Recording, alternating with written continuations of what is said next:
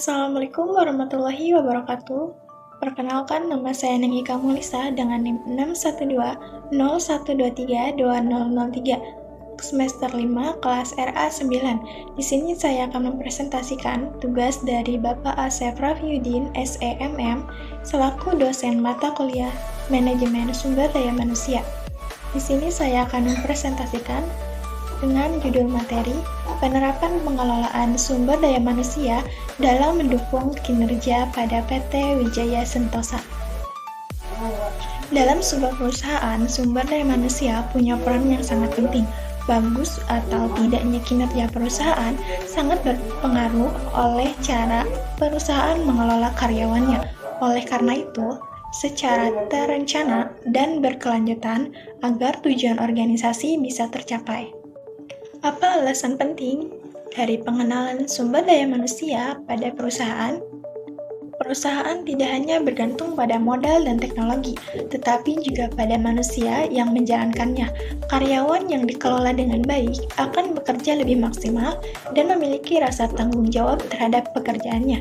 Pengelolaan SDM yang baik juga membantu perusahaan dalam menciptakan lingkungan kerja yang nyaman, meningkatkan produktivitas, serta mengurangi rasa masalah, seperti karyawan yang sering keluar masuk.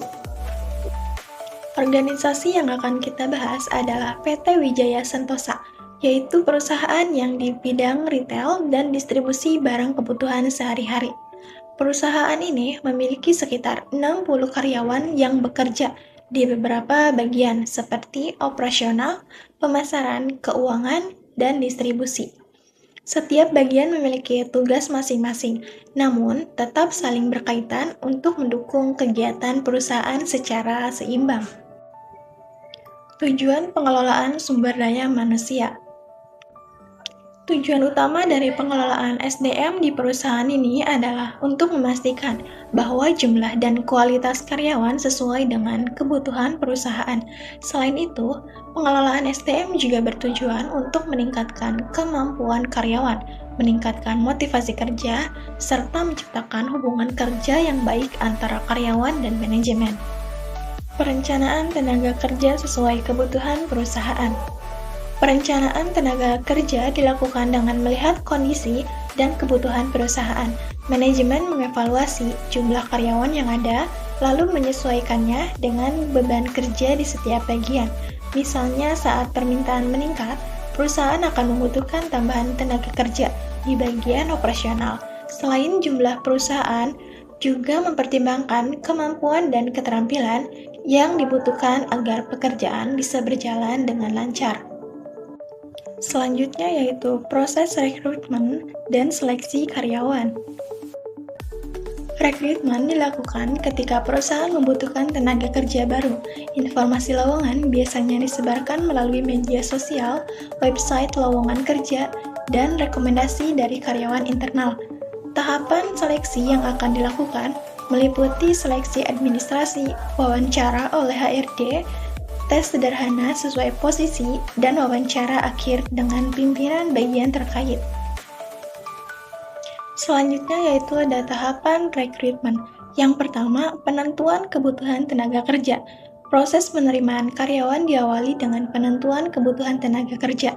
Perusahaan akan meninjau kondisi kerja dan beban sesuai tugas di setiap bagian untuk mengetahui posisi apa saja yang sekiranya diperlukan untuk mengkualifikasi yang dibutuhkan. Yang kedua, pengumuman lowongan kerja. Setelah kebutuhan ditetapkan, perusahaan akan mengumumkan lowongan kerja melalui media sosial, situs pencarian kerja, atau rekomendasi dari karyawan internal. Cara ini dipilih agar informasi lowongan kerja dapat menjangkau calon karyawan yang sesuai. Yang ketiga, seleksi berkas lamaran.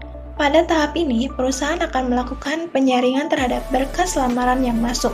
Dokumen seperti surat lamaran dan riwayat hidup diperiksa untuk melihat kesesuaian latar belakang pendidikan, pengalaman, dan keterampilan calon karyawan dengan posisi yang akan dilamar. Yang keempat adalah wawancara awal. Calon karyawan yang lolos seleksi berkas akan mengikuti wawancara awal yang dilakukan oleh bagian SDM. Wawancara ini bertujuan untuk mengetahui kepribadian, motivasi kerja, dan kemampuan komunikasi calon karyawan. Yang kelima yaitu tes kemampuan kerja. Selanjutnya, calon karyawan akan mengikuti tes kemampuan sesuai dengan posisi yang dilamar. Tes ini bisa berupa tes tertulis, praktek kerja, atau simulasi sederhana untuk melihat kemampuan calon karyawan secara langsung. Yang keenam ada wawancara lanjutan. Tahap berikutnya adalah wawancara lanjutan dengan atasan atau pimpinan bagian terkait. Pada tahap ini, perusahaan akan menilai kecocokan calon karyawan dengan tim kerja dan budaya perusahaan. Dan yang ketujuh adalah pengambilan keputusan. Pada tahap akhir ini adalah pengambilan keputusan. Perusahaan akan mempertimbangkan hasil dari seluruh tahapan seleksi untuk menentukan calon karyawan yang akan diterima. Karyawan yang terpilih kemudian akan mengikuti proses administrasi dan penempatan kerja. Melalui tahapan penerimaan dan pemilihan karyawan yang dilakukan secara bertahap dan objektif, perusahaan akan mengharapkan dapat memperoleh karyawan yang kompeten, bertanggung jawab, dan mampu berkontribusi secara positif. Selanjutnya yaitu ada upaya peningkatan kemampuan karyawan dan pengembangan diri karyawan. Karyawan yang sudah diterima tidak langsung dilepas begitu saja. Perusahaan akan memberikan pembekalan awal agar karyawan memahami tugas dan aturan kerja.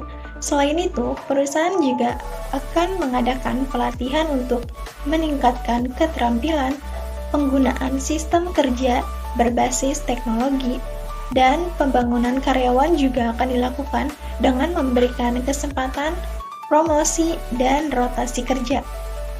Selanjutnya yaitu evaluasi dan penilaian hasil kerja karyawan. Penilaian kinerja dilakukan secara rutin untuk melihat sejauh mana karyawan menjalankan tugasnya. Penilaian ini juga biasanya dilakukan setiap 6 bulan sekali. Beberapa hal yang dinilai antara lain kedisiplinan, tanggung jawab, kualitas pekerjaan, dan kemampuan bekerja dalam tim. Hasil penilaian ini digunakan sebagai bahan evaluasi dan pertimbangan dalam pemberian penghargaan atau promosi. Selanjutnya yaitu ada sistem gaji, intensif, dan kesejahteraan karyawan.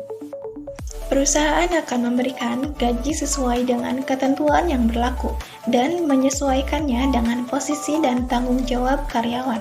Selain gaji pokok, karyawan juga mendapatkan tunjangan, bonus kerja, dan intensif tertentu. Sistem kompensasi ini bertujuan untuk meningkatkan semangat kerja dan membuat karyawan akan merasa dihargai. Selanjutnya yaitu hubungan kerja dan kondisi lingkungan kerja.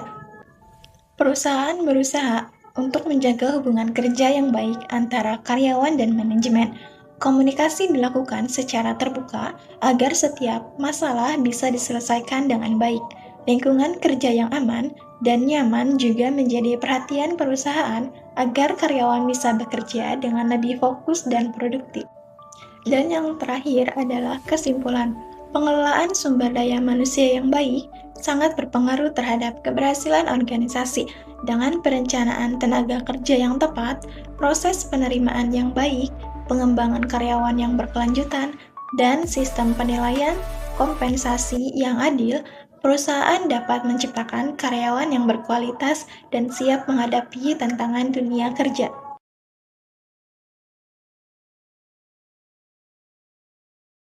Audio Jungle.